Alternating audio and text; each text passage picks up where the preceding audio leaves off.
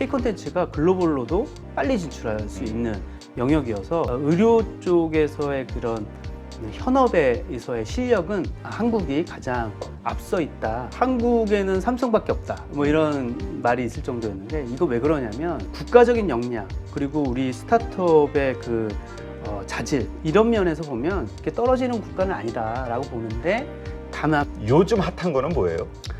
요즘 핫한 건 네, 오늘 모신 분은 엑셀러레이터로 유명한 곳이죠. 벤처스퀘어 명승은 대표님 모셨습니다. 안녕하세요. 네, 반갑습니다. 네, 우리가 지금 한 4, 5년 만이에요? 그러게요. 되게 오랜만입니다. 참 네. 나도 그때는 저 스타트업 그쪽에서 참 고생 엄청 하고 있을 때인데. 그렇죠? 그럽니다. 저 이제 유튜브에서 종종 뵙고 그래서 되게 익숙하다. 자주 뵀나 보다. 이렇게 생각했는데 벌써 몇 년 됐네요. 그러게요. 한 네. 5년 가까이 된 것 같아요. 네. 자, 일단 요즘 그 금리 인상 그리고 그 여파로 인한 그 자금의 어떤 압박 이런 것들로 인해서 이 스타트업에 대한 그 투자가 상당히 그 뭐 펀드 규모도 그렇고 많이 줄었다. 자금이 좀 모집되기가 어렵다. 이런 상황을 좀 얘기를 들었는데 네. 지금 상황이 어떻습니까? 실제로도 많이 위축됐다고 보고 있고요.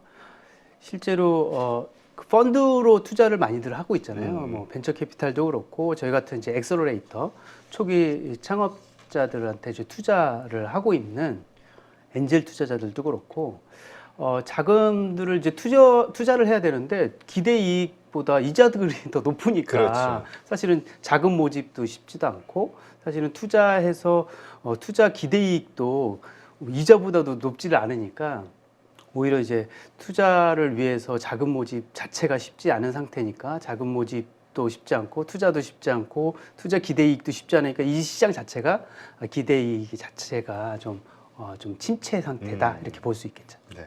아니 한국도 좀 뭔가 대박 그 터지는 게 대박이 자꾸 막 펑펑 터져야 야, 사람들이 스타트업에 투자하자 막 이러는데 배달의 민족 이후로 좀 조용한 것 같아요. 뭐 마켓컬리 정도? 네. 그리고는 네. 좀 부족한 좀 이렇게 그 대박 터지는 우리가 스타트업 투자할 때 벤처 투자는 그래도 대박을 기대하면서 리스크를 그쵸. 감당하는 건데 그 승률이 좀 어떤지 모르겠어요.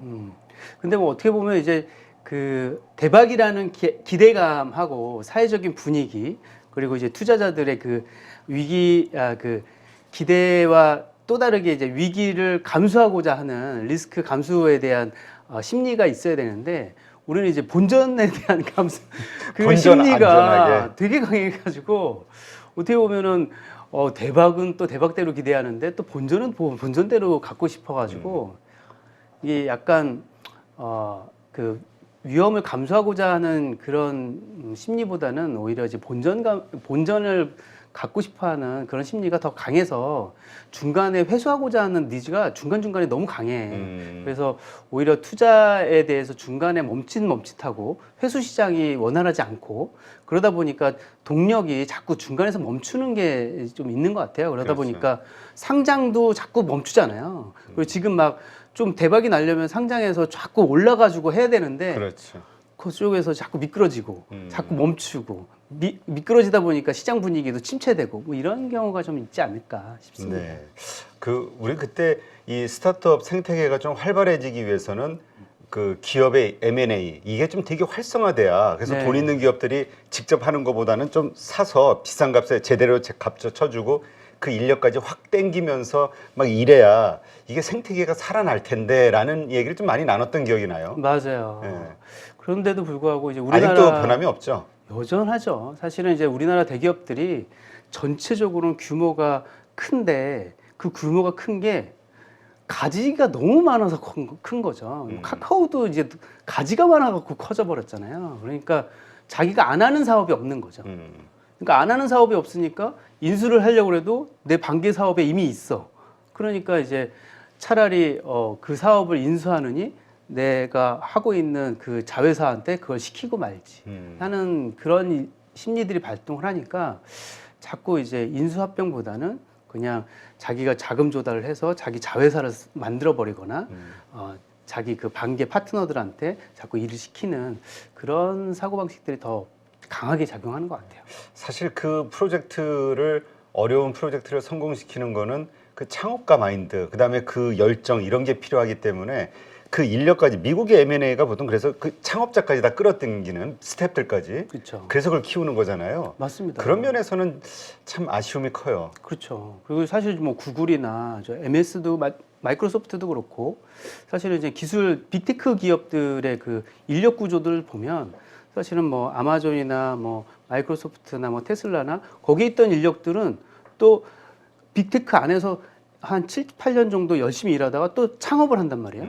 거기서 창업해서 또 열심히 또 고생하다가 다시 또 누군가에게 인수당하고 또 열심히 일하고 또 다시 창업하고 이런 구조를 갖고 있단 말이죠. 네. 그래서 그런 구조 속에서 나오는 기업도 상품이다라는 마인드가 있는데 우리나라는 이제 기업은 그 인격체와 동일시하고 그러다 보니까 이제 서로 이제 너무 M&A 자체가 너무 진중하고 엄숙하고 그렇죠. 네, 그런 면이 좀 있는 것 같습니다. 사실 M&A 하고 되면은 뭐 좀 큰 빅딜 같은 게 나온다 그러면 그냥 머니 게임이다 막 이런 식으로 좀 부정적으로 자꾸 봐버리니까. 그렇죠. 네. 예. 근데 이게 자꾸 활성화돼야지만 이스라엘 같은 경우가 그래서 오히려 엑시스를 하기 위한 창업들을 막 하잖아요. 맞습니다. 기획 창업들. 맞습니다. 그게 네. 또 큰 어떤 경제의 원동력이 되는데 참 아쉬워요. 성장. 지금 한 10여 년간 지금 엑셀러레이터로서 벤처스퀘어로 이제 활동하고 계시잖아요. 네. 그동안 한 190개 회사에 투자하셨다고요? 맞습니다. 네. 초기에는 뭐 제 개인적으로도 투자도 많이 하고 엔젤로도 많이 활동을 했었는데 엑셀러레이터 이제 우리나라 말로는 이제 창업 기획자라는 이제 법적인 지위를 갖고 있는데 개인 투자 조합을 결성해서 또는 이제 벤처 투자 조합을 결성해서 투자를 할 수 있게 돼 있어요. 그래서 이제 펀드를 만들어서 22개 정도의 펀드를 만들어서 투자를 하고 있는데요. 투자 조합을 통해서 이제 작게 투자를 한단 말이죠. 이제 5천만 원, 1억 또는 이제 최대해서 3억 정도를 투자하고 있는데 일단 얼리 스테이지죠. 초창기 그렇죠. 기업들. 완전히 초창기입니다. 그래서 예비 창업자에게 야, 너 창업하면 내가 투자해 줄게. 뭐 이런 정도예요. 그래서 첫 번째 아니면 두 번째 투자자입니다. 그러다 보니까 뭐 거의 기업 꼴을 못 갖춘 상태에서의 투자도 많고요. 투자해 줬더니 자금을 이제 제대로 관리를 못하는 상태인 경우도 많고. 그렇죠. 초보들이니까. 예, 완전히 뭐 초보인 경우가 너무 많아서 답답할 때가 너무 많았죠, 사실은. 사실 우리가 그런 얼리 스테이지의 성공 케이스로 계속 얘기했던 게 그 어디죠? 나 지금 이름이 생각이 안 나는데 배달의 민족 초기에 1억인가 2억 투자해서 160배 잭팟 터트리는 곳. 거기. 알토스. 아니. 거기 말고 그 전에 그 카카오 이제 네이버에서 왜 그거 뭐죠? 첫눈인가 뭔가 그 프로그램 팔고 나온 친구들 만든 뭐 하여튼 네네네. 하여튼 그래가지고 그때 6년인가 7년 동안 해서 1억인가 2억 가지고 뭐 몇백억 만들었다 뭐 이런 게 화제가 됐었잖아요. 신문 기사에. 그래서 다들 우리 에어비앤비도 그렇고 스타트업 투자하면 이런 대박이 터질 거로 생각을 하는데. 네. 다들 이제 그런 상상들을 많이 하시죠. 근데 이제 엑셀러레이터들도 그렇고 엔젤 투자자들도 그렇고 물론 100개를 투자하면 그 중에 한두 개는 실제로 저희도 그렇고 상장 케이스도 있고 막 90배, 100배가 터지는 경우가 있긴 있어요. 근데 나머지 90개는 망하거나 흔적 없이 사라지거나 그렇기 때문에 사실 다 놓고 보면 거의 뭐 비슷하거나 조금 이익을 낳거나 사실은 기간별로 보면 사실은 큰 수익이 안 되는 경우가 있습니다. 그래서 사실은 큰 사명감을 갖고 일하지 않으면 그렇죠. 이제 이게 엄청난 기대이익을 갖고 일하는 그런 수준은 아닌 것 같은 생각이 좀 들어요. 근데 이제 그러다 보면은 많은 분들이 또 그런 생각할 수 있어요. 그럼 내가 그래 명분은 좋지만 그거야 저 특별한 사람들의 케이스고 우리 소시민들, 우리 중산층이 그 돈 좀 벌어보겠다고 하는 건데 이런 분들 입장에서는 이 손실에 대한 위험, 그 리스크 이게 되게 걱정일 것 같아요. 근데 또 맞습니다. 세금으로도 좀 많이 해준다면서요, 환급을. 그래서 이제 유인책들이 좀 있어야 될 거 아니에요. 저희 같은 사람들이야 뭐 아무래도 업계도 있었고 이 사람들하고 같이 사업을 같이 해가면서 전략적인 이익도 있기 때문에 하지만 사실은 그냥 돈만 이제 넣기에는 좀 무서운 분들이 있습니다. 그래서 그렇죠. 개인 투자자들에게 유인책을 주기 위한 여러 가지 방책들이 나와 있는데요. 네. 그래서 뭐 제가 좀 자료를 준비해봤는데 참 어렵죠, 이 스타트업.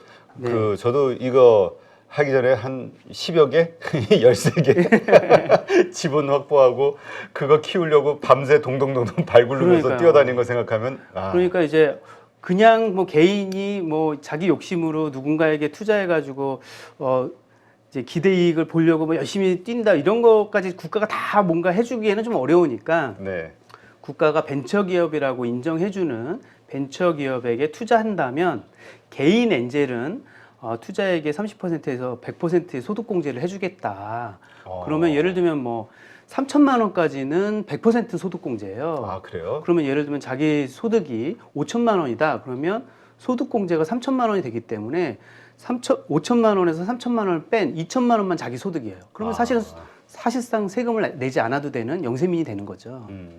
그런 식의 그런 소득공제 면세 혜택이 주어지는 경우가 있습니다. 그리고 뭐 직접 투자하는 경우가 있고요. 또는 개인 투자 조합이나 이제 벤처 투자 조합에 엔젤 펀드겠죠. 이런 투자 조합에 출자하는 경우, 이제 저희 같은 전문 투자자들에게 맡기는 경우 있죠. 네.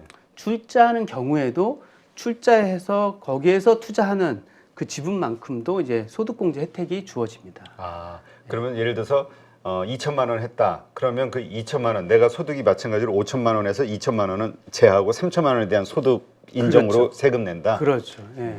그래서 3천만 원까지는 100%, 그리고 5천만 원까지는 70%, 그 다음으로 넘어가는 구간은 30% 구간까지를 계속 소득 공제 구간으로 계속 해주기 때문에 1억이 넘는 사람 입장에서는 사실은 뭐 4, 5천 정도의 소득 공제 혜택을 받는 케이스가 나오는 거죠. 그렇군요. 그 법인이 할 경우에는 어떻습니까? 소득공제는 아니고 그건 이제 법인세, 세액공제 5% 세액공제가 나오고 있습니다. 개인으로 하는 게 유리하네요. 개인이 좀 더 낫습니다. 그래서 저희 그 개인 투자 조합에 출자자들이 의사나 변리사, 변호사 이런 분들이 이제 소득 구간이 조금 높으신 분들이 그리고 이제 법인들과 거래가 많은 분들이 이런 소득공제 혜택을 보기 위해서 출자자로 많이들 들어오시는 케이스들이 많습니다. 근데 만에 하나 내가 그 투자한 그 기업 상장하기 전이라도 매도할 수 있잖아요. 네. 매매할 수 있잖아요. 그럴 경우에는 어떻게 돼요? 거기에도 뭐 세제 혜택 같은 게 있나요? 네, 이제 양도 차익이 생길 수가 있잖아요. 네, 근데 예를 들어서 2천만 원 투자했는데 잘 됐어. 그래가지고 예를 들어서 1억에 팔았어요. 네네. 그러면 이제 8천 수익이 났잖아요. 그렇죠. 어떻게 되죠? 보통 이제 양도 차익은 뭐 30% 이상의 그 양도세액이 붙게 되는데 벤처 기업인 상태에서 투자를 했을 경우에 3년 보유를 했으면 양도세가 면세가 됩니다. 3년 이상 내가 투자하고 보유하고 있으면. 보유하고 있었으면 괜찮아요. 근데 그 이내에 팔면은 이제 양도세를 부과하게 되죠. 그렇군요. 그러니까 이게 좀 이제 투자하고 기다려 달라 그렇지, 이거죠. 그렇지. 근데 스타트업 벤처 투자하면서 3년 못 기다리면 그거 안 해야 되잖아요. 그거 하지 말아야죠. 사실 단타 매매도 아니고. 3년은 짧은 것 같아요. 5년도 그렇지, 허다하던데. 그렇죠. 예. 그래서 솔직히 뭐 우리 같은 경우에는 M&A를 기다리려면 뭐 5년에서 8년 정도는 기다려줘야 되고. 그렇죠. 이제 IPO까지 기다리려면 우리나라 평균 뭐 11년에서 13년을 기다려야 된다고 하는데 3년이면 사실은 뭐. 예. 지금 그 뭐라고 할까요? 보통 이렇게 많은 수백 명을 만났을 거 아니에요. 수백 명도 더 될 것 같은데. 뭐 수천 명. 뭐. 그렇죠. 투자 받고 싶어하는 네. 그래서 스타트업 대표들 만나면서 어쨌든 190개 투자했으니까 딱 볼 때 여긴 투자해야 되겠다라고 생각하는 그 기준이 있을 거 아니에요. 어떤 기준으로 판단하세요? 뭐 아직도 잘 모르겠어요. 그리고 이제 시간이 많은 것을 설명해 주기는 하죠. 근데 시간이 많은 것을 설명해 주긴 하는데 사실은 이제 지키지 못할 약속을 하시는 분들은 여전히 투자 받으면 안 되는 분들인 건 맞는 것 같아요. 우리 보통 처음부터 자신감 있는 모습 보여주기 위해서 네. 이거 대박 날 수 있습니다. 네, 막 이렇게 허풍 1년 내에 10배 매출 올리겠습니다. 네. 누가 봐도 허세인데 근데 이제 뭐 플랜이라도 좀 이렇게 차곡차곡 말이 되는 얘기를 해주면 좋겠는데 말도 안 되는 목표를 갖고 말도 안 되는 플랜을 설명해 주면서 그냥 억지로라도 막 이제 지금 당장을 모면하겠다는 이제 자세로 상대방을 이렇게 몰아붙이는 사람이 있으면 그분은 거의 100이면 100 제대로 나가지 않더라고요. 예. 그런 사람들은 당장을 모면하는 데 익숙한 분들이었던 거죠. 예. 이건 아마 그 대표 창업자의 어떤 자질이나 어떤 그 인성 이런 걸로 아마 판단하시는 것 같고 사실 그런 것 아이템이 더 중요하지 않나요? 그런 거보다? 사실 아이템은 대세지향적인 경우가 좀 있는 것 같아요. 그리고 3년 후에 지금 저희 같은 경우는 완전 초기에 투자하기 때문에 3년 후에 될 가능성이 있는지가 되게 중요한데 이 아이템이? 예. 예를 들면 지금 인공지능 엄청 뜨잖아요. 3년 전에는요. 인공지능이 겨울에 가까웠어요. 겨울로 진입한다고 이들 얘기했었어요.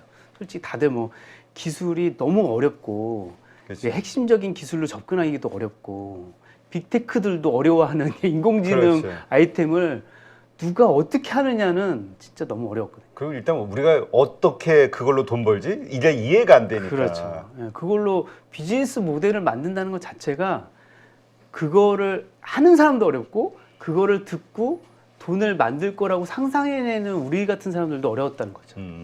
근데 지금 보면은 다들 이해하고 있잖아요. 그렇죠. 말도 안 되는 얘기들이 벌어지고 있는 거죠. 그래서 3년 전에 지금 그때 투자했던 사람들은 후속 투자를 지금 막 하고 있으니까 당연히 돈을 벌겠죠. 근데 3년 전에 투자하겠다는 사람들은 지금 확신이 없이 투자했을 거야 아마. 그렇죠. 그런 느낌인 거죠. 지금 그렇다면 요즘 뭔가 몇 년 후를 앞두고 이렇게 핫하게 보면서 투자가 좀 몰리는 곳, 뭐 전반적으로 어렵지만 그래도 투자가 되고 있는 그 산업 섹터는 어느 쪽이에요? 네, 이제 제가 투자한 섹터들입니다. 이제 간단하게 이제 제 사례긴 하지만 간단해 보이진 않네요. 예. 영역이라는 입장에서 보고 예, 지금 설명을 좀 드릴게요. 인공지능 쪽도 많이 투자하셨네요. 왜냐하면 다른 영역이었는데 인공지능이 붙으면서 인공지능 영역으로 가는 기업들이 생기고 있어요. 피봇을 하기 시작한다 표현하는 거죠. 예를 들면 미디어 영역으로 갔는데 인공지능이 붙어서 인공지능으로 가는 경우도 있어요. 예를 들면 뭐 음악 작가 실용 신안을 뭐 이렇게 저작권을 관리하는 곳이다 했는데 인공지능이 붙어서 인공지능으로 가는 거죠. 그런 식으로 가는 경우도 있습니다. 어쨌든 요즘 같아서는 미디어 콘텐츠 쪽이 훨씬 더 유망한 쪽으로 많이들 창업들도 하시고 그쪽으로도 많이 움직이고 있고 실제로 BM도 빨리 작동합니다. 네. 네, 특히 K 콘텐츠가 글로벌로도 빨리 진출할 수 있는 영역이어서 미디어 콘텐츠 쪽은 한국 쪽에서 창업하기도 좀 유용하고 역량도 충분하고 글로벌 네트워크도 풍부하고 BM도 잘 작동하는 영역이다 해서 창업자들이 품질도 좋고 네, 그렇고요. 소부장 제조 쪽 이쪽이 약간 되게 어렵고 창업하는 연령대도 높고 장벽이 높고 투입 자본도 크고 하지만 여전히 실력은 큰데 신규 인력이 좀 젊은 사람들이 잘 안 오는 이런 좀 난해한 영역인 것 같고요. 네. 그리고 이제 여전히 약간 그 안개 속이라고 볼 수 있는 헬스케어, 바이오. 우리 여기 저 헬스케어 바이오는 정말 그 알 수 없는 정말 알 수 없어. 그러나 어디선가 대박이 터지는. 네, 어디선가 뭔가 이렇게 안개가 거치고 나면 뭔가 거인이 있을 것만 같은 그런 느낌의 곳이 이제 헬스케어 바이오 쪽이고요. 실제로도 글로벌하게도 의학 기술이나 의학 쪽, 그 의료 기술 쪽의 선진국의 영역에서 한국 쪽은 주목받고 있는 영역인 건 사실이에요. 네, 그리고 의료 쪽에서의 그런 현업에서의 실력은 한국이 가장 앞서 있다라고 평가받고 있고 그런 면에서는 한국 쪽에서 뭔가 대박이 나올 것 같긴 한데라는 그런 분위기는 있는 것 같다라는 거고요. 여전히 IT, 사물인터넷, 로봇, 인공지능, 첨단 기술, 이제 ICT 이런 네. 쪽은 뭐 유망하기도 하고 뭐 많이들 창업하고 뭐 많이 주목하고 돈도 많이 들어가고 그러고 있습니다. 아, 그렇군요. 그 아까 얘기했던 그게 보니까 배달의 민족 투자하는 회사가 본엔젤스. 본엔젤스. 본엔젤스 장병규 대표님. 3억 투자해가지고 10년 만에 지금 한 500억 가까이 되는 500억 이상 수익을 낸. 네네. 이건 진짜 대박인데. 제2의 그래서 맨날 얘가 제2의 배민을 찾아라. 그게 근데 쉽지 않죠. 없을 것 같은데요. 네. 근데 지금 저렇게 여러 섹터가 있는데 네. 요즘 핫한 거는 뭐예요? 요즘 핫한 건 콘텐츠죠. 컨텐츠? 예, K 컨텐츠. K 콘텐츠, 웹툰, 웹소설, 게다가 인공지능까지 붙어서 생성형 콘텐츠까지 붙으면 그건 어떻게 돼요? 그러면 생성형이 된다면 AI가 만드나요? 컨텐츠를? 이제는 사람과 인공지능이 함께 콘텐츠를 만들고 SNS까지 붙어서 커뮤니티가 마치 게임 만들듯이 스토리를 막 만들어가는 그런 플랫폼들이 막 나오기 시작해요. 아, 그래요? 되게 거기서 또 서로 캐릭터를 만들어서 그 스토리가 다시 이어지고 뭐 그런 식의 재밌는 얘기 들어도 많이 뭐 잘 이해가 안 돼. 나와요. 우리 정서로는 이게 말이 되나 싶은데. 근데 저는 그 얘기 신문 기사 한번 보고 이거는 괜찮겠다 싶었던 게 그 AI를 통해서 그 뭐죠? 그 스텝이 여러 명 있어야 되는데 그냥 기본으로 딱딱 잡고 나면은 나머지는 뭐 채색이라든가 다 알아서 네네네네. 해준다 뭐 그런 프로그램들이 네네네. 있다 이런 얘기들. 야, 이거는 되게 인건비도 줄고 많이 나오고 있습니다. 창작자를 늘리겠다. 많이 나오고 있습니다. 예. 그리고 왜 얼마 전에 뭐 이런 얘기도 들으셨잖아요. 저기 미국의 뭐 구글의 그 개발자가 인도나 뭐 베트남의 개발자를 밤에 코딩 시키고 아침에 코더 받아가지고 자기 코딩한 것처럼 부려먹는다. 그런 환경으로 이제 인공지능을 써먹는. 단순 코딩 작업들은 그냥 그렇죠. 인공지능한테 시키고. 예, 그래서 배경, 채색, 뭐 그리고 간단한 스토리 라인을 잡아놓으면 인공지능이 그 인물 채색 작업이나 이런 것들 다 해놓는다. 이런 것들을 툴로 만들어. 하여튼 요새 그 챗GPT 때문에 느닷없이 그냥 인공지능 어려운 분야인데 우리한테 그냥 확 와닿아가지고. 그렇죠. 예. 그래서 그걸 응용해서 튜닝하는 그런 작업은 한국의 기업들이 너무너무 잘 해내고 있다. 라는 거죠. 알겠습니다. 우리가 근데 아까도 이스라엘 뭐 얘기했는데 후추파 얘네들 뭐 후추파 정신이라고 그러잖아요. 뭐 AI 기업만 해도 7,000개, 2,000개 뭐 이런 얘기 있더라고요. 네. 근데 이 세계 많은 나라들이 우리는 우리 안에서도 M&A 찾기가 힘들지만은 다 이스라엘로 가가지고 찾아내잖아요. 네. 거기서 또 대박 기업들이 워낙 자주 나오기도 하고 모비라이도 최근에 그랬고.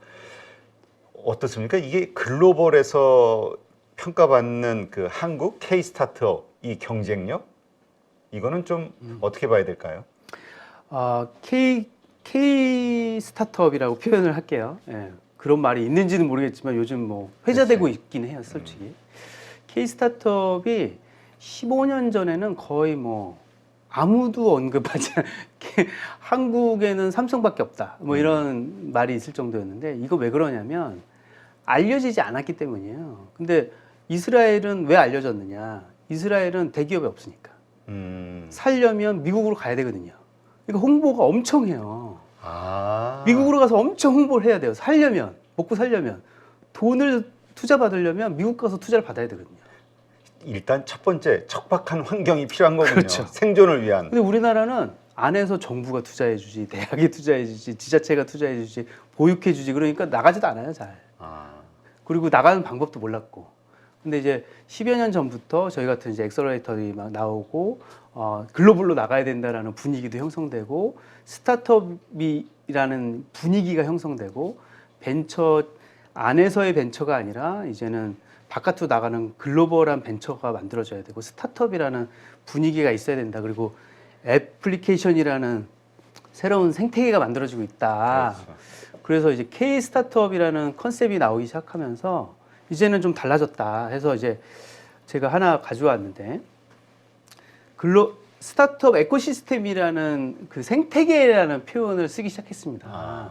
그래서 도시마다 그런 생태계가 갖춰지기 시작했고 투자자, 창업자, 그리고 인프라가 조화롭게 만들어지는 좋은 환경이 과연 있을까? 서울이라는 창업 생태계가 정말 좋아지고 있는데 여기 한번 보십시오. 네. 여기 보시면 서울이 진입한 지 그 스타트업 지놈이라는 곳에서 계속 도시마다 비교해서 만들어내는 곳이에요.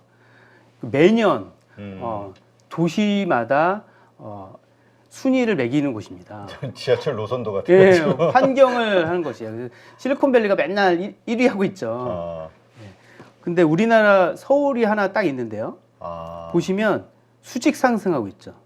그러네요. 예, 여기서 이렇게 수직 상승하고 있습니다. 사실은 예전에는 있지도 않았어요. 여기는 아예 없습니다. 그죠? 예. 그 밑에를 한번 보세요. 워싱턴 DC, 도쿄, 예, 샌디에고, 파리, 뭐 베를린, 우리 뭐 맨날 글로벌 국가라고 하는 싱가포르, 그죠? 아, 우리가 서울이 더 앞서 있군요. 상당합니다. 사실은 지금 언어적인 면만 해결하면 이미 한 3위 정도까지 올라올 거라고 생각해요, 저는. 이건 아무래도 우리 정말 K 한류 바람 때문이겠죠. 그럼요. 컨텐츠가 됐든. 그럼요. 예. 그래서 국가적인 역량 그리고 우리 스타트업의 그 자질 이런 면에서 보면 그리고 또 자본의 규모 이런 걸로 보면 사실은 그렇게 떨어지는 국가는 아니다라고 보는데 다만 몇 가지 요소, 예, 아까 말씀드렸던 이제 자본의 속성이라든가 그리고 이제 자본의 그 역동성이라든가 뭐 이런 면에서 보면 조금 아쉬운 면이 좀 있다라고 볼 수 있습니다. 그러니까 쉽게 돈이 없다. 그렇죠. 돈이 좀 깔끔하지 않다. 이제 좀 벌만하면 이제 내놔 회수해 가고. 예.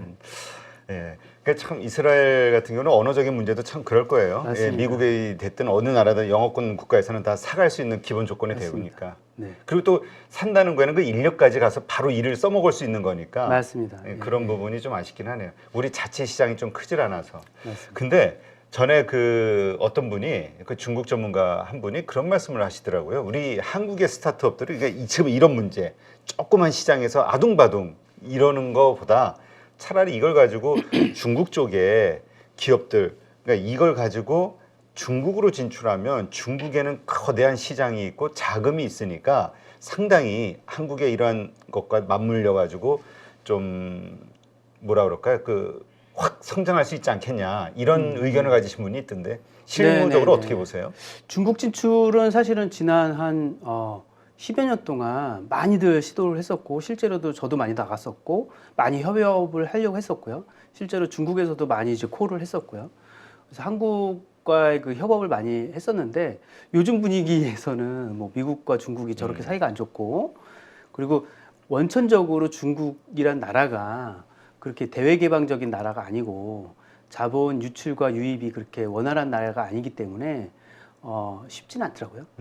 예, 그리고 기업의 활동이라는 게 그리고 기업의 아이템이 움직이는 게 그렇게 쉬운 나라가 아니고 특히 자본의 유입 유출이 우리나라처럼 개방적이지 않다는 거에서 다들 당혹스러워하는 모습을 그거는 보면서 돈을 투자금을 넣을 때도 그렇고 빼올 때도 그렇고 이게 문제가 있다는 얘기인가요? 엄청나게 문제가 있죠. 예. 아, 성공해도 들어갈 때는 너무 자연스럽게 들어갔는데 나올 수가 없습니다. 나올 수가 없어요. 중국에서 살아야겠네 그 돈 가지고. 예, 그렇죠. 중국에서 떵떵거리고 살 수는 있는데 나올 수가 없어요. 그렇다고 또 이민을 받아주지도 않아요. 그럴 수가 없는데 뭐 그래서 중국에서 성공하신 분은 중국에서만 살 수가 없으니까 나와서 그 돈을 빼올 수가 없어서 지금 고민인 분들이 너무 많은 거죠. 그렇군요.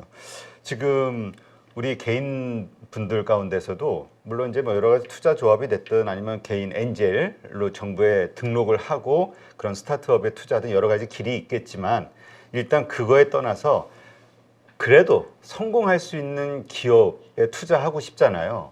어떻게 우리가 안목이 없는데 어떻게 그래도 최대한 그 뭐라 그럴까 포커스를 줄일 수 있을까, 집중할 수 있을까, 성공할 수 있는 기업을 찾아내는 거예요. 네, 일단은 개별로 하시는 거는 항상 위험이 따른다라고 봅니다. 사실 이 머니톡을 보시는 것도 사실은 이제 남들의 시선과 어떻게 동조할지를 좀 보시는 거잖아요. 그래서 모임이 있거나 이런 스타트업 그 데모데이가 있거나 요즘 같아서는 이제 같이 볼 수 있는 그런 모임들이 꽤 있잖아요. 그리고 공개된 시장에서 공개된 역할을 하는 분들이 좀 있습니다. 그리고 IR을 또 오픈해서들 많이 하잖아요. 저희가 역할을 하는 이유는 기업들을 일부러 공개된 시장에서 뭐 비상장 주식들을 갖고 있음에도 불구하고 일부러 바깥에다 내보이잖아요. 사업 모델을 보여주고 하는 이유가 이런 분들이 자꾸 커서 보여주고 해서 공개된 시장으로 갈 때까지 그 이력을 보여주기 위함이에요. 비상장 주식들이 갑자기 공개 시장 갔다고 갑자기 투명해지지 않거든요. 네. 예. 이 비상장 주식 시장에 있을 때부터도 투명해져 있는 상태에서 올라가야 이 전체적인 시장 자체가 투명해질 수 있다고 저는 믿거든요. 그럴 때 보고 있으셔야 됩니다. 그렇게 계속 차곡차곡 히스토리를 보고 있으실 때 그나마 이 사람들이 어느 정도까지 성장했고 괜찮아지고 있구나를 이력을 탐색할 수 있지. 안 그러고 갑자기 괜찮네, 뭐 술 한잔 먹고 괜찮네 이렇게 할 수는 없잖아요. 우리 보통 그러잖아요. 지인과 뭐 아니면 사돈의 발전해가지고 저기 괜찮은 거 있다고. 그러니까요. 나도 여기 조금 투자했다고. 그러면 일단 혹해가지고 들어가서. 그건 진짜 40년 전의 투자 방식이고 지금 10년 전부터 있는 방식은 이제 공개되어 있는 곳에서 같이 가서 보고 여러 명과 의견을 나눠볼 수 있는 환경은 돼 있다 최소한.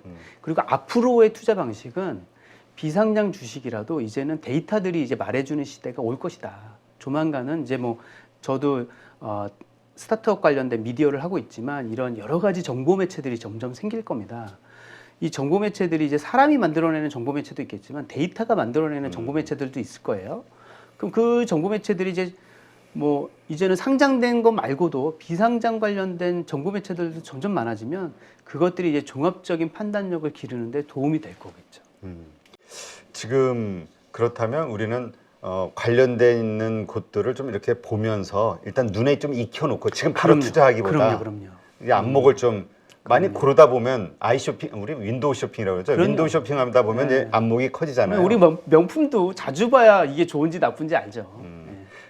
그렇다면 그렇게 좀 뭐랄까 유망한 그런 스타트업 기업들이 IR 한다고 하죠. 네네. 자기 기업 네네. 소개하고 투자 유치를 위해서 이런 것들 정보를 어디에서 봐요? 벤처스퀘어 보십시오.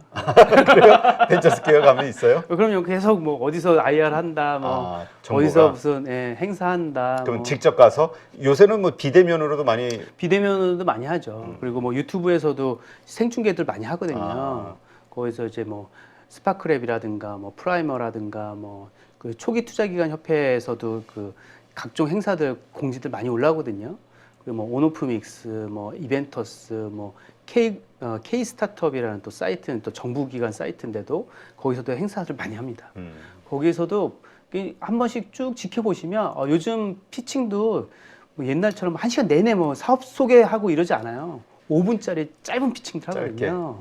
그리고 나서 인터넷 검색해 보면 그 사업 소개서가 또 문서로도 있고 인터뷰 기사로도 있고 막 이렇거든요.